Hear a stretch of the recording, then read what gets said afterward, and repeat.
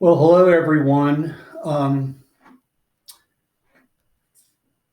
William Irvin Brown, and I'm with my daughter Megan Ann Brown Ellis. And tomorrow I'm heading up to Newmarket, Virginia to meet with Kevin Walker, the CEO of the Shenandoah Valley Battlefields Foundation. Tomorrow I'm taking up all of the Civil War artifacts of our great great grandparents, my great great grandparents, Addison G.W. Baylor of the Stonewall Brigade, and James Estill Irvine of Jeb Stuart's cavalry. And I'll be dropping these off to the Shenandoah Valley Battlefields Foundation for them to prepare to put in the new museum being built in downtown Winchester in the old Frederick County courthouse, which predates the Civil War. The foundation is spending $750,000 to completely renovate the old courthouse to make it into a world-class museum for Civil War artifacts. And when Kevin Walker found out through me, I had recently joined the foundation, and when he found out that I had artifacts that relate to two Shenandoah Valley soldiers, he was very keen on uh, encouraging me to consider a long-term loan to the museum of these artifacts. So I have the artifacts with me right now. As I said, they'll be leaving tomorrow morning en route to Newmarket. And by the end of this year, we're in early 2023, all the artifacts should be actually on display in the museum. I'll let my sister Ann Carter and my brother Ad know when the museum is open, and perhaps they can come with me for the grand opening.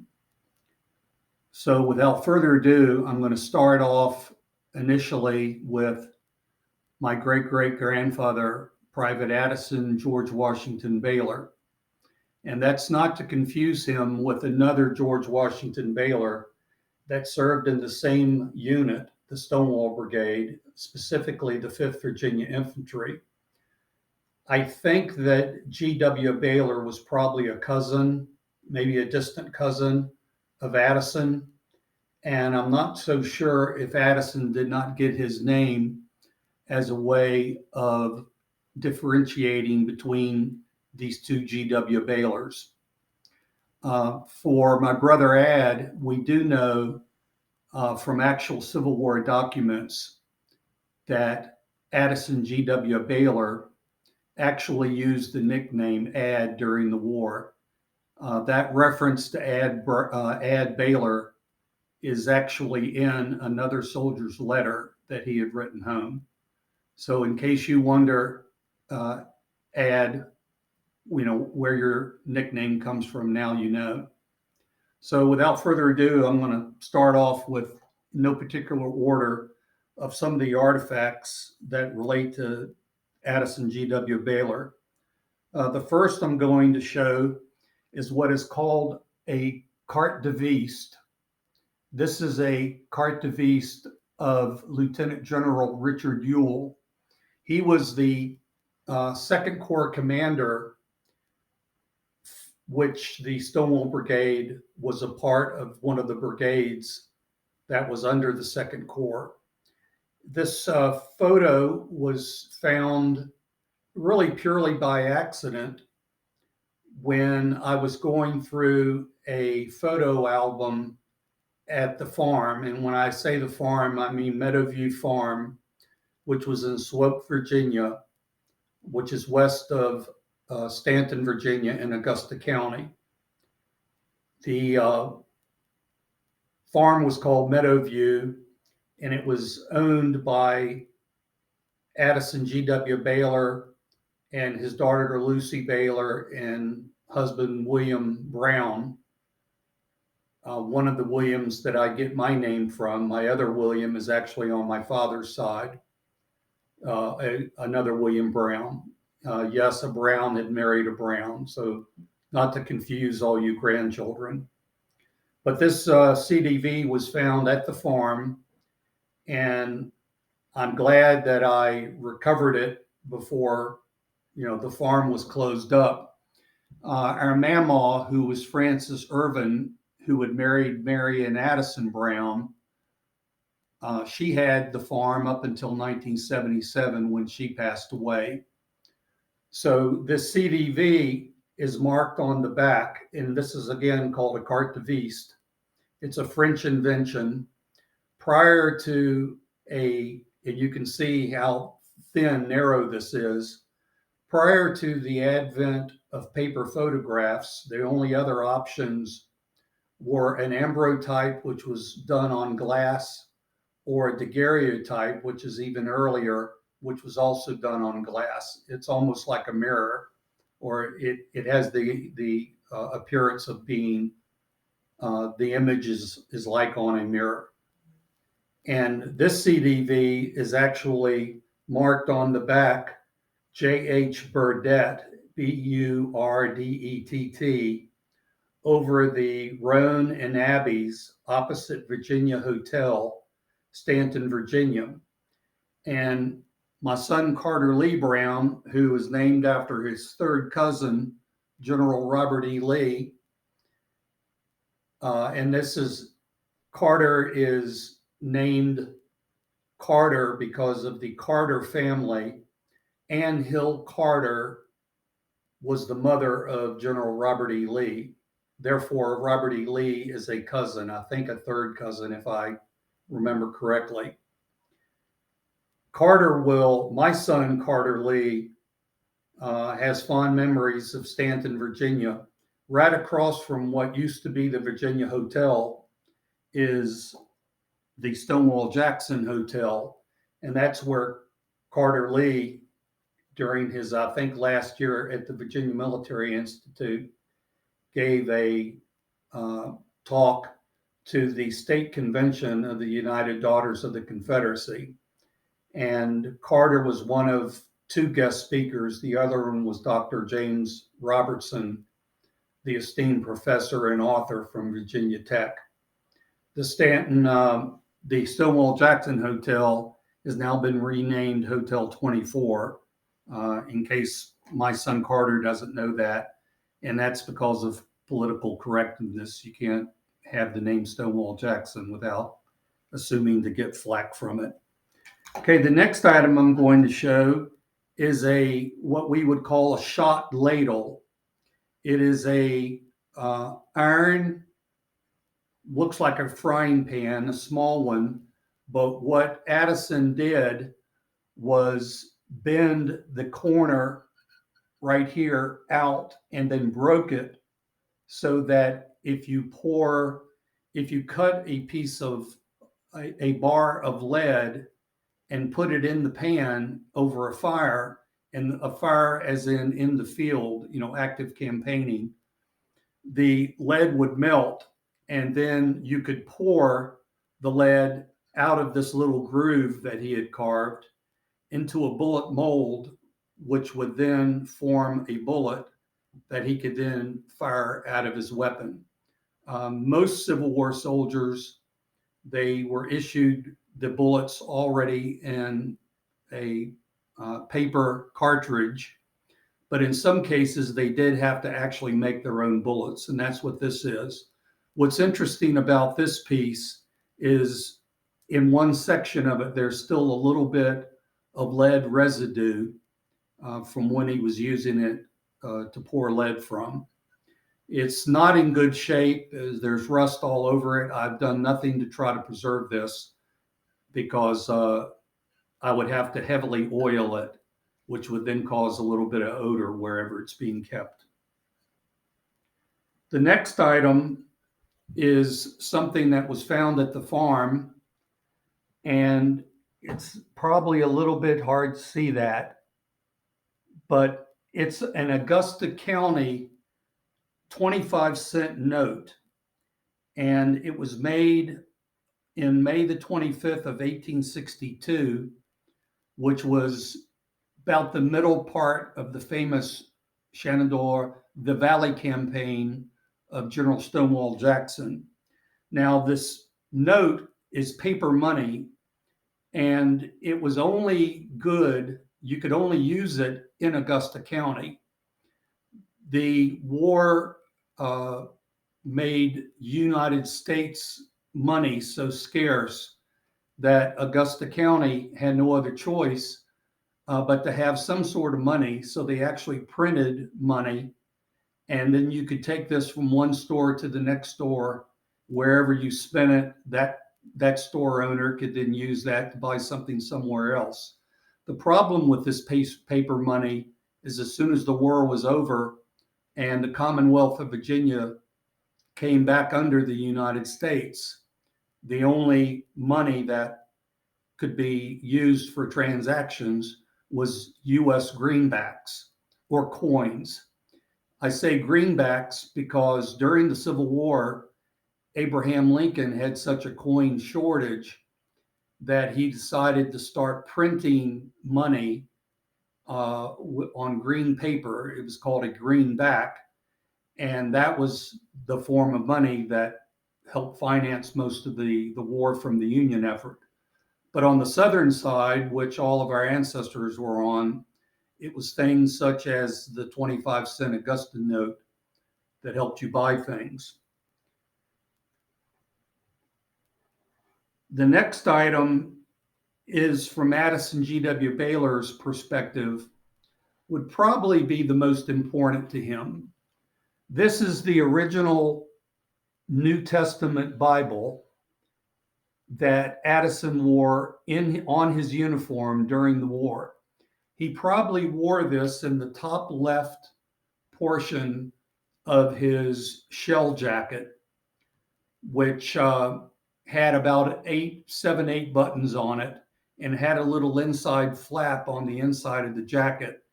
And he would wear this pretty much over his heart.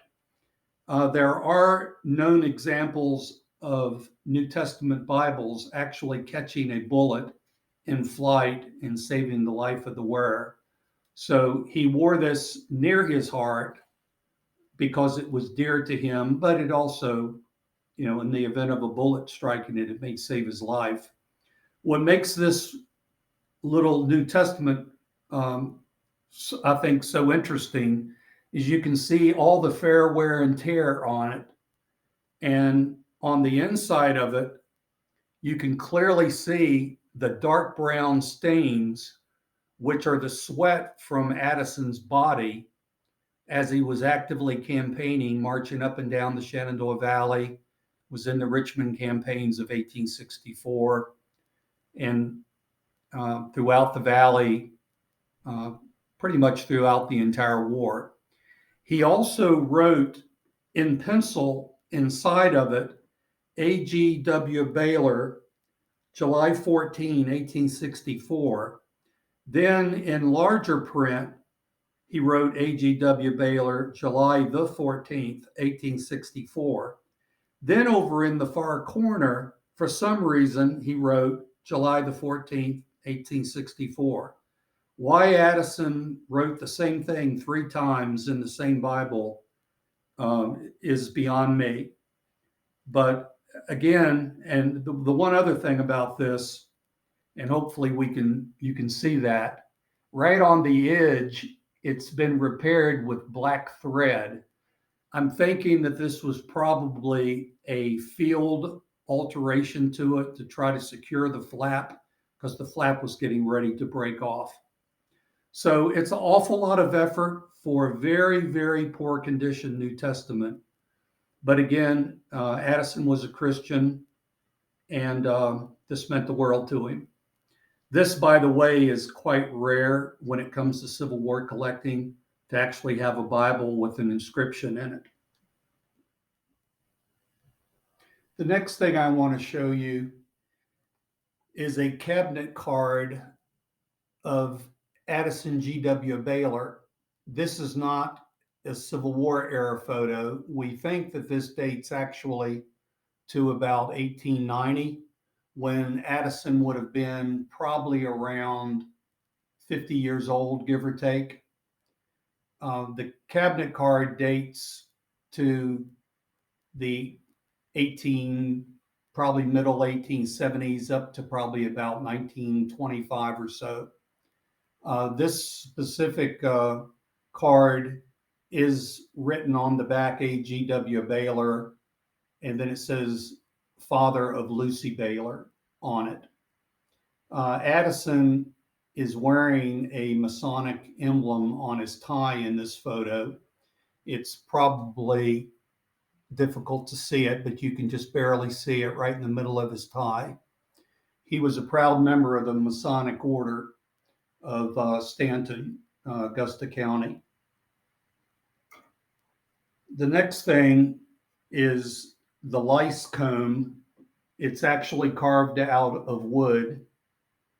This was used to comb lice out of your hair and off your uniform. All Confederate soldiers used lice combs during the war to de-lice themselves. And from General Robert E. Lee down to the lowest private, people suffered from lice. It was just a part of being a soldier. It mainly came from poor hygiene and sleeping in camps that other Confederate soldiers had slept in. So you pass lice from one soldier to the next and so forth. They did have a tendency sometimes to make fun with lice, and they would actually take a pan like this and actually put the lice in it when the pan was hot, and whatever lice would jump out of the pan first, you win the bet. So the soldiers were always gambling, those that were inclined to do so, and something as simple as a frying pan could create some fun in camp when otherwise you'd be rather bored. This little teeny cup, which is not normal for a soldier to have used, you can see it in comparison to my hand. This cup would have been used mainly in camp. It has remnants of blue enamel paint right on the edge right here, which would suggest that it was a Union Federal cup that Baylor had probably picked up or taken during campaigning. It's in remarkably good condition. It's made out of tin. The next thing is the whiskey flask that Baylor used. And what makes this flask so interesting is you can actually remove the base from the flask and you can pour and then drink it as such. It has a top on it that screws, but I've not taken it off in many, many years for fear of perhaps damaging it.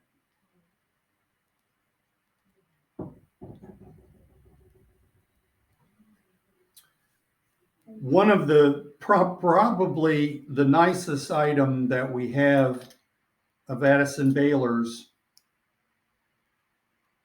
is his original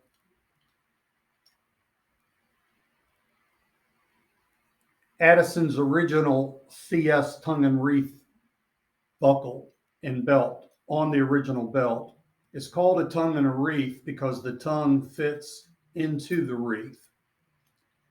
There's a possibility because of the size of this, it's a real small waistline. I'm thinking that this may have been altered after the Civil War to have been worn by Lucy Baylor around her dress when she would go into town in Stanton. It was a very common practice for the wives and the daughters of former Confederate soldiers to wear the belts that they had worn during the war, particularly during occupation. And by that, I mean when the Union Army occupied Stanton at the end of the war and after the war for a couple of years. The Commonwealth of Virginia was actually called the Military District Number One, and you basically lived under what was then called Yankee rule. And these ladies would wear a CS tongue and wreath as a way of turning up their noses against the Union soldiers that were in downtown Stanton.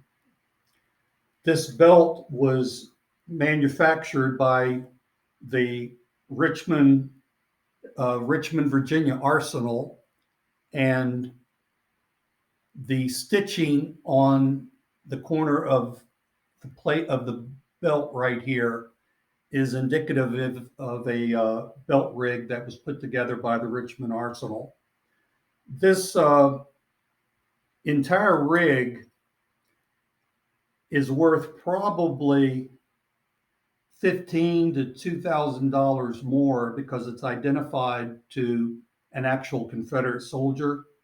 Because it was worn by a member of the famous Stonewall Brigade, that would probably add another 15 to 2,000 to it.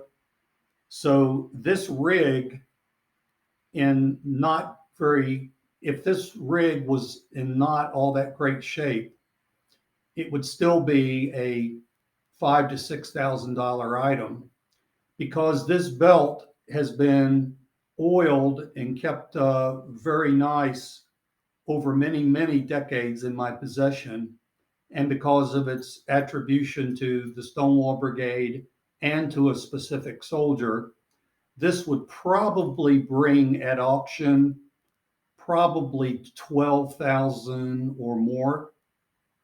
And I just mention that because it's a invaluable item in our family's collection, but it's also monetarily worth quite a lot.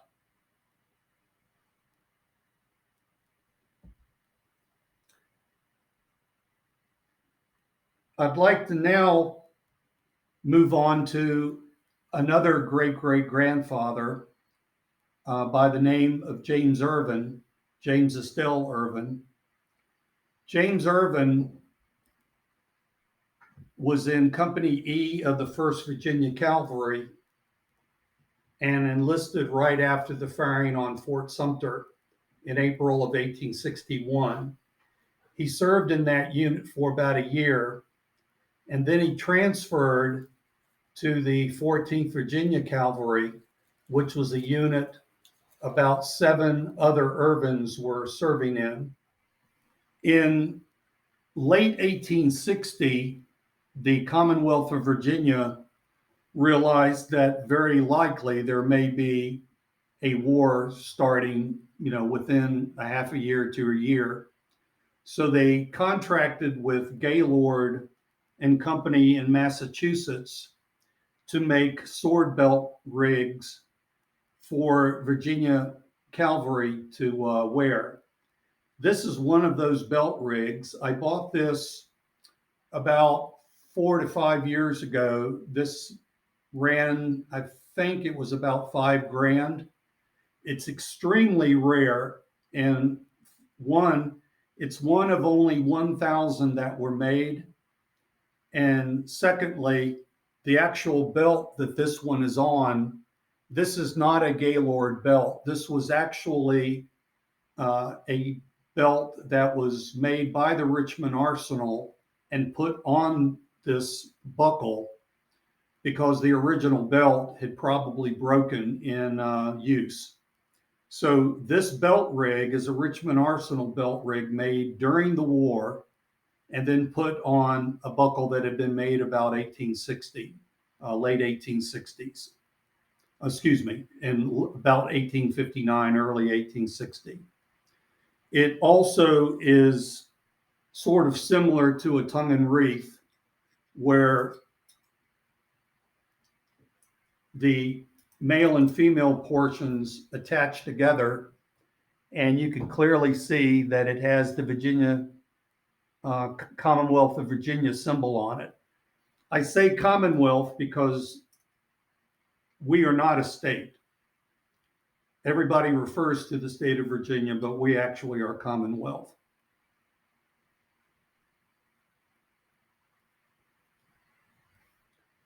I'd like to show a picture of James Irvine. Now, this comes from a brochure that's called One Story, 1,000 Voices.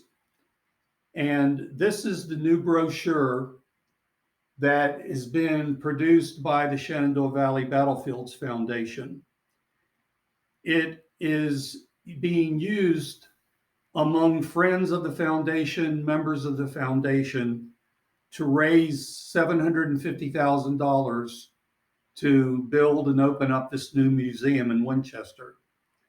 They felt that the picture of James Estill Irvine, 1st Virginia Cavalry and 14th Virginia Cavalry, was so important that they put it in the brochure. And one of the reasons why it's important is the picture actually shows Hannah Moffett King Irvine along with 3 of their children.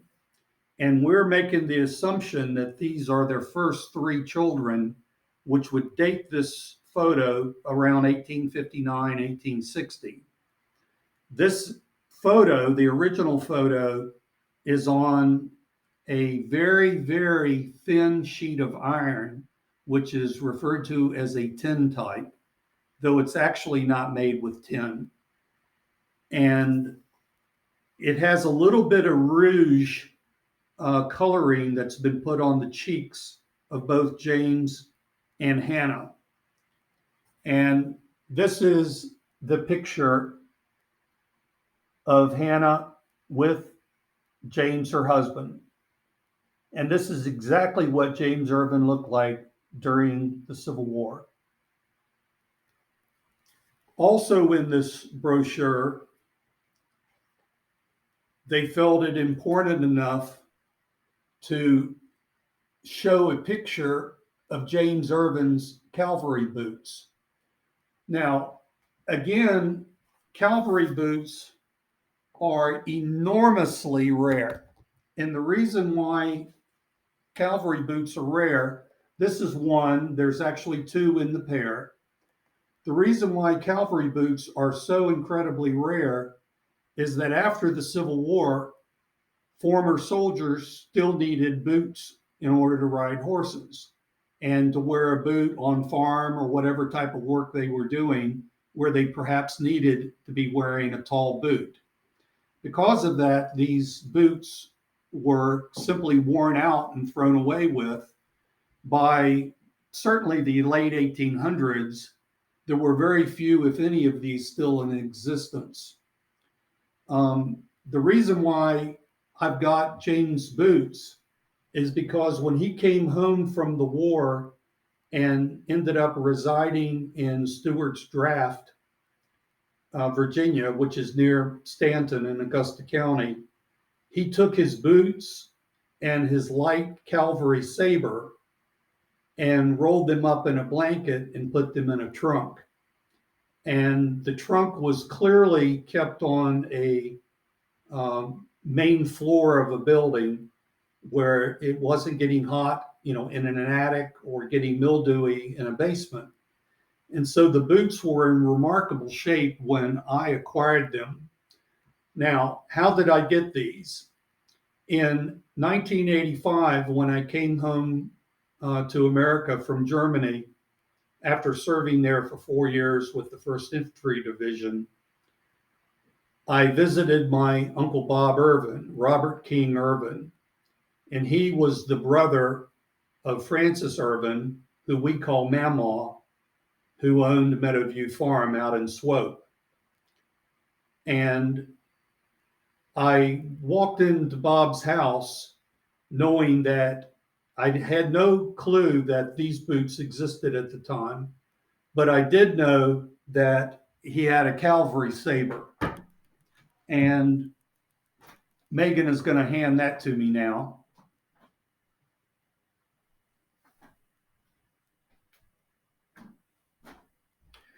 I had spent my lifetime visiting Uncle Bob Irvine, and Uncle Bob had this cavalry saber, which I, frankly, when I was really young, it didn't matter to me, who it actually belonged to. I probably wasn't smart enough to even ask that. I knew he had this saber, but he had told me all of his life that the saber was going to be given to his grandson through his daughter. And, I can easily remember about 20 years wishing I could have this saber, but knowing I would never get it. So when I visited Bob in the spring of '85, and he was only about 2 to 3 months away from passing away, when I visited his home in Fishersville, Virginia, which is east of Stanton, I asked about the saber. And he came in um, very feebly walking. Again, he was within a couple months of passing away, and he was carrying this saber. And, that was almost painful because I knew that I shouldn't bring up who's going to inherit the saber. Well, he put it in my hands just like this. And I remember taking it and looking at it and just wishing in my heart that, gosh, I wish I could have this. And I started to give it back to Bob because, it just, man, it hurt knowing I would never own this. And he handed it back to me and he said, no, it's yours. And pretty much with tears in my eyes, it was an emotional moment for us. I asked him why he was giving it to me, that I thought it was going to go to his grandson. And he told me that I was ready for it. And I think what he meant by that is I had shown an interest in it all my life. I was a professional military officer, a Virginia Military Institute graduate, and he just knew in his heart that I was the right person for it and not his grandson. So all of these years later, I've lightly oiled this, kept really good care of it. The saber has its original leather on the grip. The original wire, spun wire on it, this helps you grip it, is still on it, which is quite rare. And it also has on the guard, this side of the guard, scratched into it very amateurishly, the initials JP. And I'm thinking JP may have been the Union Federal U.S. Army officer that had it. Uncle Bob told me that James Irvine captured this from a Union officer in the fall of 1864 in the lower Shenandoah Valley. Now, the lower valley means the northern part of the Shenandoah. When you're in Lexington heading northeast towards the Harper's Ferry, Potomac River area, you're going down the valley. So this was captured in combat by James Irvine, and this is the saber that he used in the fall of 1864 through the end of the war, which would have been April 1865.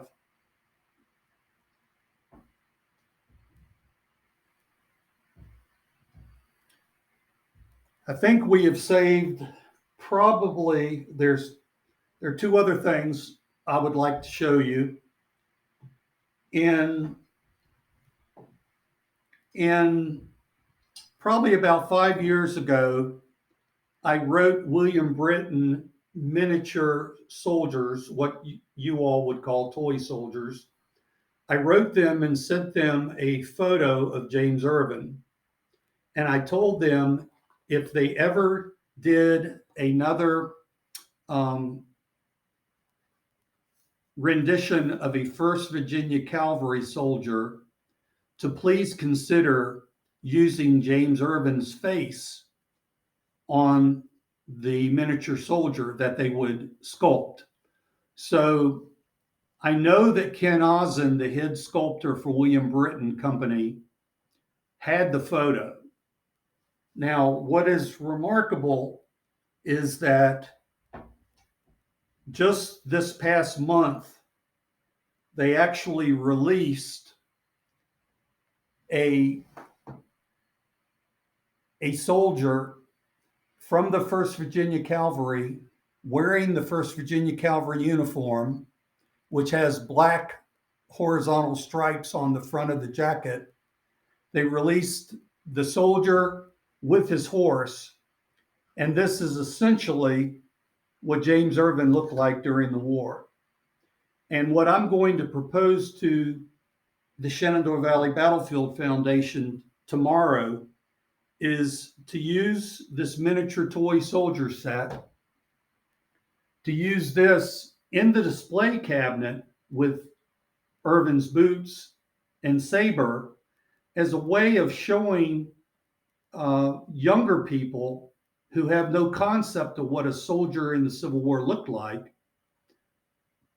This would give them a representation of what a soldier from head to toe looked like during the war. And I'm hoping I'll be successful. I mean, I can guarantee you that the foundation has never considered using what you all would call a toy soldier in a historical display cabinet. So wish me luck. Now, the last thing I would like to show you is an item used. I'm going to backtrack to Addison G.W. Baylor. This is a model 1836 Springfield musket. You can see how long this is. It's a Springfield musket, caliber 69 caliber, which is an extremely large caliber. This was used during the war by Addison G.W. Baylor, 5th Virginia Infantry Stonewall Brigade. Now, I think, and I'd like to give you a little bit of history on the dilemma we have with Baylor. We know, according to the published history book by Lee Wallace called the 5th Virginia Infantry, it's part of the Virginia Regimental History Series. It was published 30 years ago. We know from the account, the rosters in the back, which includes Addison Baylor, that he had enlisted in the 5th Virginia Infantry, Company D, in July of 1864. But that did not track with what Aunt Betsy, Elizabeth Brown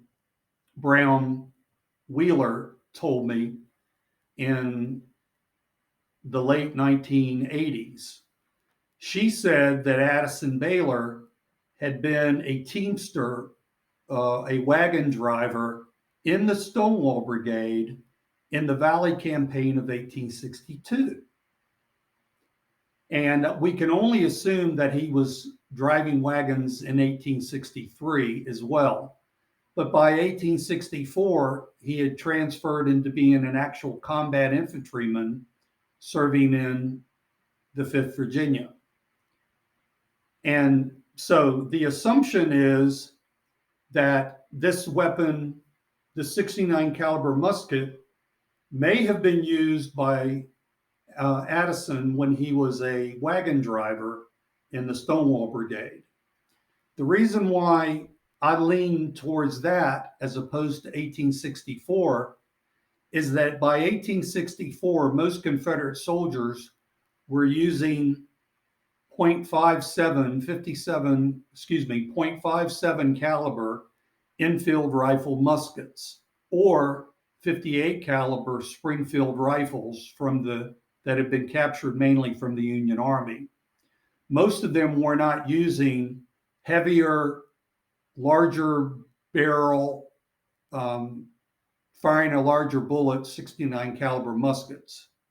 So we'll never know for sure, but this weapon for sure dates to before 1836.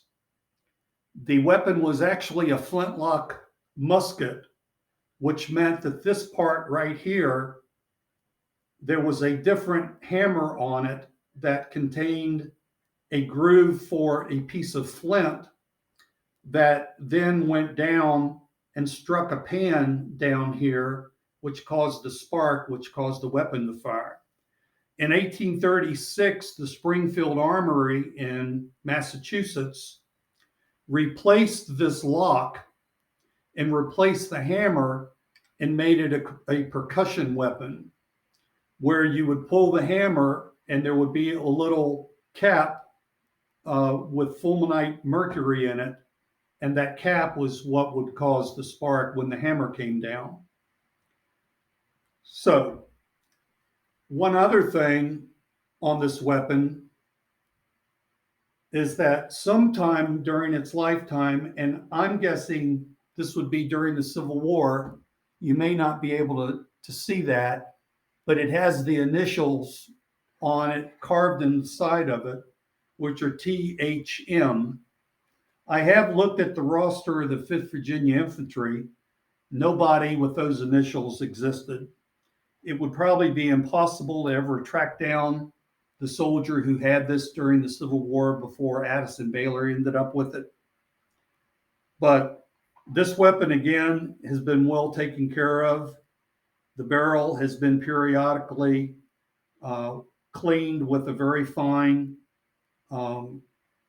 steel wool. It's been oiled down. I field stripped the weapon recently and treated the weapon with the wood stock with lemon juice. So it's looking good and it's ready to deliver.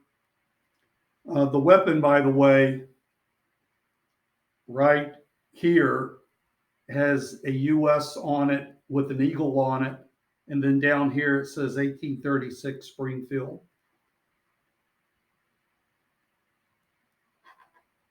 So I think this pretty much covers all of the artifacts that I'll be delivering tomorrow. And if my sister Ian Carter and my brother Addison watch this video in its entirety, I would like to encourage you, and I'll be sending you some further information on it. I would encourage you to financially support the construction of this museum in downtown Winchester. I have faithfully, and for many, many, many decades, taken care of these artifacts, have restored them periodically, to the best of my ability. It's time to pass them on to where they're not hidden in a safe, but are actually being exposed to thousands, if not tens of thousands of visitors over many decades from now, who will be able to go into a world-class museum and see some very special artifacts. $750,000 is a lot of money for a small foundation to try to raise.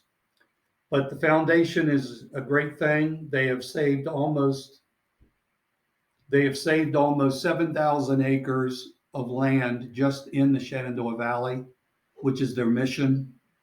So I'll be sending a brochure to my brother and sister asking that they, and perhaps even their children, consider helping out in any way possible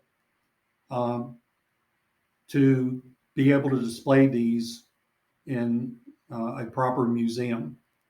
So to all my grandchildren, decades from now watching this, I love you. I appreciate you. And I just want you to know that you have proud Confederate soldiers in your lineage. Okay, bye.